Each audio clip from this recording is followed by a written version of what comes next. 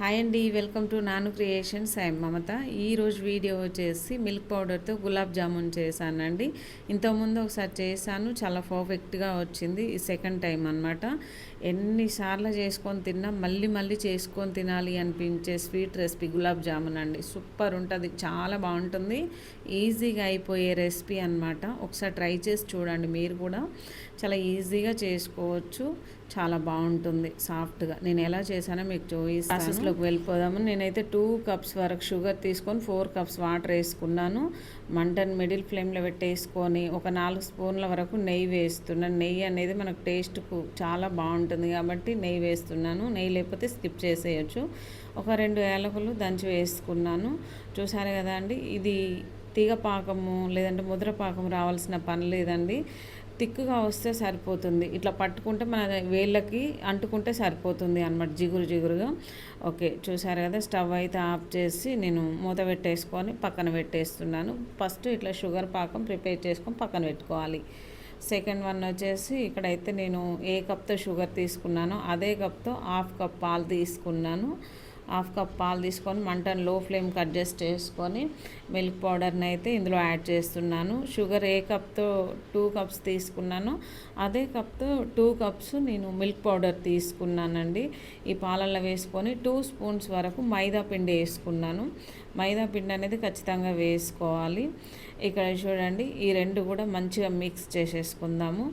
ఈ విధంగా మిక్స్ చేసుకొని ఇంకా మంటను లో ఫ్లేమ్లో ఉంచుకొని మిక్స్ చేసుకోవాలి అన్నమాట. ఇదంతా బాగా మిక్స్ చేసుకున్న తర్వాత వేడి చల్లారిన తర్వాత ఒక గంటతోటి మంచిగా ఉండలు లేకుండా మెత్తగా కలుపుకోవాలి అన్నమాట. బాగా వేడి ఉంటుంది కానీ చేయి పెట్టలేము కాబట్టి నేనైతే ఒక గంట సహాయంతో ఇదంతా మొత్తం మెత్తగా కలిపేస్తున్నాను. ఈ విధంగా ఇలా ప్రెస్ చేస్తూ కలుపుకుంటే ఉండలాగా ఉంటుంది కదా, ఆ ఉండలు లేకుండా మొత్తం కలిసిపోతుంది మైదా పిండి మిల్క్ పౌడర్ అనేది. నేను ఇందులో 2 స్పూన్స్ వరకు షుగర్ కూడా యాడ్ చేశానండి. ఆ క్లిప్ అనేది మిస్ అయింది. 2 స్పూన్స్ వేసుకోవాలి. చూసారు కదండి, ఈ విధంగా మస్తు వేడిగా ఉంటుంది కాబట్టి గంటతోటి ఇట్లా కలిపేసుకోవాలి. తర్వాత ఒక 2 స్పూన్ల వరకు నెయ్యి వేస్తున్నాను. నెయ్యి బాగుంటుందండి టేస్ట్కి, అందుకని చెప్పేసి నేనైతే నెయ్యి వేస్తున్నాను.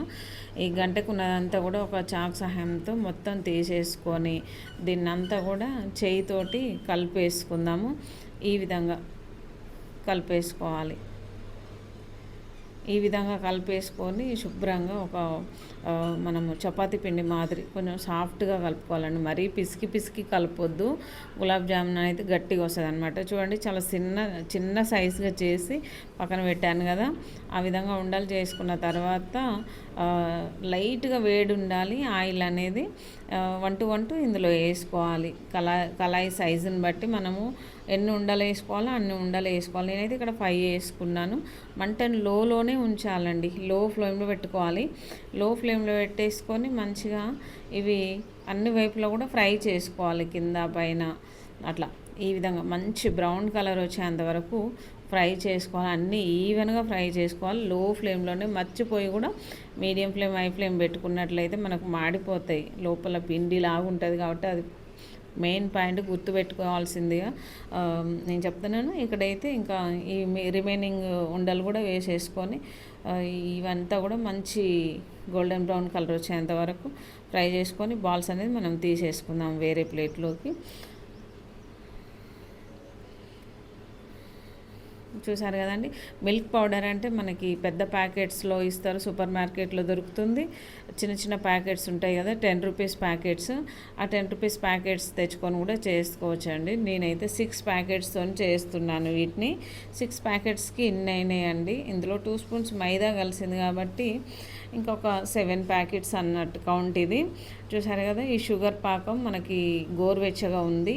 ఆ గోరువెచ్చని పాకంలో వేసి ఒక 1-2 అవర్ అట్లా మనం మూత పెట్టేసి పక్కన పెట్టేసుకుంటే ఈ బాల్స్ అనేది భలేగా అబ్జర్వ్ చేసుకొని మంచి సైజ్ అనేది భలే పెరుగుతుందండి. చూడండి, నేను చిన్న చిన్న బాల్స్ పెట్టాను కదా ఆయిల్లో, మంచిగా ఉబ్బింది అనమాట. మంచిగా ఉబ్బి చూడండి మనకి ఎట్లా వచ్చినాయో.